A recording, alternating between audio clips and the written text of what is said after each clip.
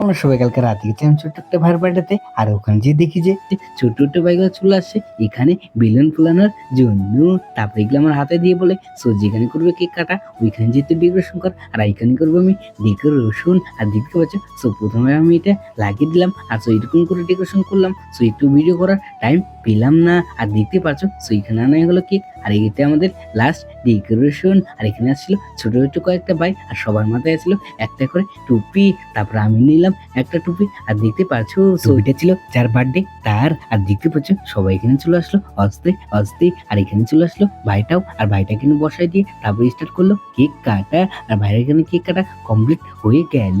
তারপরে আমি পেলাম কয়েকটা পয়সা, আর যেটি পপ আপ ফাটাই ছিল সেখান থেকে পেলাম কয়েকটা পয়সা। আর এখানে আছে একটা মামি, আর একটা আছে বৌদি।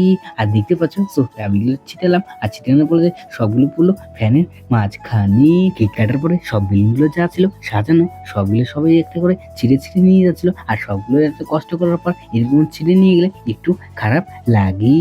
তারপরে আমি চলে আসছি, আর এই সাইডে এসে দেখেছি সবাই গেছিল খেতে, তার জন্য আমি গেলাম বসে, আর সবাইকে দিল থাল গিলাস। আর আমরা খাই। নেক্সট ভিডিওতে দেখা, আর আমার চ্যানেলটা করে সাবস্ক্রাইব ও টাটা বাই বাই।